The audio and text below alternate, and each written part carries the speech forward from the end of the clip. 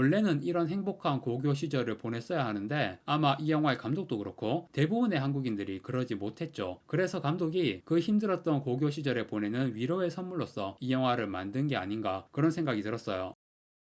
안녕하세요. 다양한 대중문화 콘텐츠를 리뷰하는 남자 머빈입니다. 이번 영상에서 리뷰할 작품은 2025년 8월 29일 공개 넷플릭스 오리지널 한국 영화 고백의 역사입니다. 고등학생들이 나오는 하이틴 로맨스 장르의 작품입니다. 일본에서는 순정마다 원작이든 오리지널 각본이든지 해서 지겹도록 많이 만들어지는 장르인데 한국 영화에서는 고등학생이 주인공인 로맨스물은 잘 나오지 않는 것 같습니다. 그런데 넷플릭스 콘텐츠로 이렇게 한국 영화에서는 드문 장르가 나오는 게 참 좋은 것 같네요. OTT 시대가 되고 좋은 게 그거예요. 뭔가 장르나 소재의 다양성이 생기고 있다는 거. 아무튼 이 고백의 역사라는 작품은 남녀공학 학교가 배경이고요. 시대 배경은 1990년대 후반 SES와 핑클이 인기를 끌고 있고 박세리가 US 오픈에서 양말 벗고 우승을 했던 그 시대가 배경입니다. 도시는 부산. 일단 영화를 보면서 배경 설정을 왜 그렇게 했는지 생각을 해봤는데요. 이 영화 감독이 여성 감독인 남궁선입니다. 감독이 1980년생이에요. 영화에 등장인물들이 수능을 본 해가 1998년인 것 같거든요. 그러니까 감독이 이 등장인물들을 자기랑 동갑으로 설정을 한 것 같고, 그런데 감독이 이 영화에 각본까지 쓴 건 아니거든요. 각본은 다른 사람이 썼지만 등장인물들을 자기랑 동갑으로 해달라고 감독이 의견을 내지 않았을까 그런 생각이 드네요. 이 영화의 주인공 이름이 박세리예요. 1998년에 박세리의 US 오픈 우승이 굉장히 화제가 되었기 때문에 그래서 영화에서 주인공 박세리도 졸업사진 찍으면서 박세리가 양말 벗은 모습을 패러디하는 내용이 나옵니다. 그냥 고등학생들의 연애를 그리는 단순한 내용의 작품인데도 영화가 2시간 정도로 상영시간이 꽤 길어요. 그 2시간을 굉장히 풍성하게 채워 넣었거든요. 영화의 등장인물들과 동갑인 감독이 본인의 실제 경험과 기억을 바탕으로 그 시대에 재밌었던 요소들을 다 때려 넣은 것 같아요. 마치 감독 스스로의 이야기를 하는 것처럼. 그래서 이 영화의 배경이 정말 생생하게 다가옵니다. 다만 배경은 생생한데 그 시대에 인문계 고등학교의 남녀공학이 그렇게 흔하지 않았거든요. 설령 남녀공학이라 하더라도 남자반 여자반으로 나뉘어 있고 그런 경우가 대부분이었을 텐데, 즉 남궁선 감독 세대의 한국인 중에서 이 영화에 나오는 등장인물들 같은 고교 시절을 보낸 사람은 아마 거의 없을 것이다. 뭐 그렇다고 아예 없지는 않을 거고, 게다가 뭐 영화인데 이런 걸 태클 거는 건 큰 의미가 없죠. 그런데 유일하게 태클 걸고 싶은 게 있거든요. 고등학교 배경이니까 같이 어울리는 친구 그룹이 있잖아. 나중에 남자 주인공이 전학생으로 와요. 그 남주가 전학 오기 전에 주인공이 어울리는 친구 그룹이 주인공 포함해서 5명인데 여자 4명, 남자 1명이야. 이 남자 1명 뭐야? 다른 건 다 그러려니 해도 이거는 좀 태클 걸고 싶네요. 그나마 나중에 남주가 전학 와서 합류하니까 남자 2명이 되면서 덜 이상한 구성이 된 거지. 그 전까지 남자 1명에 여자 4명 절친 그룹이라고? 아마 감독이 남자였으면 이거는 이상하다 하면서 바꿨을 것 같아요. 좀 평범하게 한다면 나중에 합류하는 남주 외에도 남자 1명 정도 더 있어야 해. 좀 뚱뚱하다든가 해서 여학생들이 그다지 남자로 보지 않고 동성처럼 편하게 대하는 남자 캐릭터. 그렇게 되면 좀 덜 이상하죠. 남자 1명만 절친 그룹에 저렇게 끼어 있는 건 되게 이상한 그림이다. 현실이라면 쟤는 남자들 사이에서 왕따 당할 수 있거든요. 특히 90년대 중후반이라면 DJ DOC의 깡패의 천국이나 거리의 시인들의 빙 이런 노래들, 그리고 짱이나 니나자레 같은 만화책으로 알 수 있듯이 학교라는 공간이 좀 살벌한 분위기가 있었죠. 이 영화의 분위기는 너무 판타지처럼 느껴지기도 합니다. 왕따나 학교 폭력 이런 내용이 전혀 안 나오고 애들이 다 너무 착해. 이 영화에서 유일하게 빌런으로 나오는 게 남자 주인공의 아버지. 남자 주인공의 설정이 서울에서 부산으로 전학 왔는데 1년 꿇었어요. 다른 등장인물보다 나이가 한 살 많은데 왜 1년 꿇었는지, 왜 서울에 살다가 부산에 전학 왔는지, 그리고 수능을 안 본다고 합니다. 그거는 또 왜 그런지. 그 이유가 아버지가 의사이고 집안 대대로 공부를 잘하는 엘리트 집안인 것 같아. 아버지가 공부에 대한 엄청난 압박을 준 것 같아요. 이 아버지가 엄청 강압적인데다가 폭력까지 휘두르는 그런 쓰레기인 거예요. 결국 견디지 못하고 정신적으로 무너져 버려서 학교를 1년 쉰 것 같고, 이후에는 도피 겸 요양으로 엄마하고 같이 부산으로 온 겁니다. 이 내용이 영화의 거의 최후반부에 나오거든요. 마냥 고등학생들의 연애만 그리는 내용이 이 영화의 전부는 아니에요. 남궁선 감독이 이 영화가 3번째 장편 연출작입니다. 그 전에 2작품은 각본도 다 직접 썼고 사회적인 주제의식을 다루는 작가주의 독립영화인 것 같거든요. 제가 보지는 않았어요. 고백의 역사 보기 전에 감독의 전작들도 보려고 했는데 OTT 정액제 콘텐츠로 없고 따로 결제를 해야 하더라고요. 결제를 할까 말까 고민하다가 결국 보지는 않았는데요. 다만 이 영화들의 내용을 보니까 진중한 주제의식들을 다루고 있더라고요. 그런데 고백의 역사는 각본도 다른 사람이 썼고 이 감독이 처음으로 만든 대중적인 장르의 상업 영화입니다. 영화의 95%는 하이틴 로맨스라는 장르적 재미를 보여주는 데 집중을 하고 있습니다. 하지만 나머지 5% 감독이 90년대 후반에 고교 시절을 보낸 사람으로서 이 감독이 서울대를 나왔더라고요. 잘은 몰라도 이 영화에 나오는 것 같은 그런 고교 시절은 이 감독에게도 없었을 겁니다. 엄청 공부만 했을 것 같아요. 아마도. 그러니까 제가 생각하기에 이 영화는 남자 주인공의 아버지 캐릭터를 실제 그 시절의 고등학생들이 전혀 청춘을 즐기지 못하고 고통스럽게 입시에 매진하게 만들었던 교육 시스템과 사회 분위기를 상징하는 캐릭터로 설정을 한 것 같고요. 이 쓰레기 같은 아버지 캐릭터를 통해서 그 시대의 진짜 현실을 살짝 보여주고 이 영화의 나머지 95%는 그 시대에, 아니 꼭 그 시대에만 국한하는 게 아니라 입시 교육으로 고통스러운 고교 시절을 보냈던 모든 사람들에게 감독이 선물같이 보여주는 내용이라고 생각합니다. 원래는 이런 행복한 고교 시절을 보냈어야 하는데 아마 이 영화의 감독도 그렇고 대부분의 한국인들이 그러지 못했죠. 그래서 감독이 그 힘들었던 고교 시절에 보내는 위로의 선물로서 이 영화를 만든 게 아닌가 그런 생각이 들었어요. 왜냐하면 이 영화를 보고 진짜 선물을 받은 것처럼 기분이 좋았거든요. 귀여운 하이틴 로맨스 영화니까 기분이 좋아지는 건 당연한 건데 그 이상으로 특별한 만족감이 드는 영화였습니다. 영화의 내용은 사실 별거 없는데요. 그냥 되게 뻔한 순정만화 내용이야. 너무 심한 고슴머리 때문에 인기가 없는 주인공 박세리, 학교에서 제일 인기 많은 김현이라는 남학생한테 고백을 하려고 하는데 완벽한 고백을 위해서 야자실에서 고백을 하면 무조건 성공한다는 이 학교의 전설이 있거든요. 그런데 전교 석차 100등 안에 들어야 야자실 자리가 생기거든요. 그거랑 관련된 내용이 있고 하가를 접어서 유리병 안에 가득 채우는 선물을 준비하는 내용이나 가장 중요한 매직 스트레이트 비용이 무려 20만원. 아무튼 뭐 고백을 위해서 준비해야 할 게 많아. 그 과정에서 아주 다채로운 내용들이 펼쳐지고 친구들이 다 발벗고 나서서 세리의 고백 준비를 도와주는데 서울에서 전학 온 남자 주인공이 절친 그룹에 합류를 해서 약간 등 떠밀리는 식으로 함께 고백을 도와주게 되거든요. 남자 주인공의 이름은 한윤석이고 뭐 뻔한 스토리지만 윤석이는 세리를 좋아합니다. 좋아하는 상대가 다른 남자에게 고백하려는 걸 도와주게 된 상황인 거죠. 그런데 야자실 고백은 고백 상대인 김연하고 주인공 세리가 둘 다 전교 100등 안에 못 들어서 야자실에 갈 수가 없으니까 결국 포기하고 원래 고2에 갔어야 했던 수학여행을 태풍 때문인가 가지를 못해서 대신 고3 때 수학여행을 가게 되거든요. 그 수학여행에서 고백을 하겠다. 친구들이 다 준비해서 도와주고 고백을 딱 하려고 하는데 그런데 세리가 고백을 안 합니다. 이미 세리의 마음속에 윤석이가 자리를 잡고 있었던 거야. 흔하고 뻔한 순정만화 스토리입니다. 이후에 세리와 윤석이가 거의 사귀는 것 같은 사이가 되는데 제목이 고백의 역사이기 때문에 두 사람이 딱 공식적으로 사귀는 결정타 고백은 남겨둬요. 윤석이는 세리한테 좋아한다고 했는데 세리는 그냥 응이라고만 답을 하거든요. 얘는 그 고백에 대한 대답을 또 거창한 이벤트로 준비를 하려는 거야. 그렇게 준비하고 있는데 윤석이가 아버지 관련된 무슨 일이 또 터지면서 결국 정식으로 사귀지 못하고 세리가 윤석이를 위하는 마음에 매몰차게 윤석이를 밀어내게 되죠. 좀 자기적인 전개인데 역시 순정 만화에서는 이런 전개도 굉장히 흔합니다. 좋아하지만 일부러 밀어내는 삐삐 음성 메시지로 이걸 남기거든요. 처음에는 본심을 말해요. 널 좋아하고 같이 있고 싶다. 그런데 그 음성 메시지를 취소하고 거짓말로 우리 만나지 말자 이런 음성을 남기거든요. 그렇게 연락을 끊고 시간이 지나서 주인공이 대학생이 되는데 윤석이가 다시 세리를 만나러 와서 결국 맺어지는 그런 엔딩입니다. 세리가 남긴 삐삐 음성이 처음에 좋아한다고 본심을 말한 그 부분도 취소를 한 줄 알았는데 음성 메시지로 남겨져 버렸던 거야. 그래서 윤석이는 세리의 진짜 마음을 알게 되었고 이후에 아마 집안 문제도 어떻게 해결하고 윤석이도 1년 뒤에 수능을 보겠다고 했으니 수능을 보고 자기도 대학생이 되어서 만나러 온 거겠죠. 전체적으로 그냥 흔한 순정만화 내용이긴 한데 앞에서 말했듯이 그 시대 배경에서 나올 수 있는 재미있는 요소들을 2시간의 긴 상영 시간 동안 굉장히 풍성하게 담아냈고 이런 장르의 핵심은 역시 캐릭터의 매력이잖아요. 특히 여주인공 신은수가 연기한 박세리라는 캐릭터 자기가 곱슬머리 때문에 인기 없다고 하는데 이것도